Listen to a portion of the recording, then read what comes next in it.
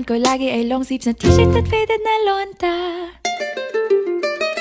Pero noong makilala kita, nagbagong bigla ang aking timpla. Natutuwa ko na magpariban at mag-ahit ng kilay at least once a month. Hindi ko alam kung anong meron ka na sa akin ay nagpalambot ng bigla. Sinong mag-aakalang lalaki pala ang bibihag sa tulad kong tigring gala. Kahit ako'y titibo-tibo, puso ko ay titibok-tibok pa rin sa'yo.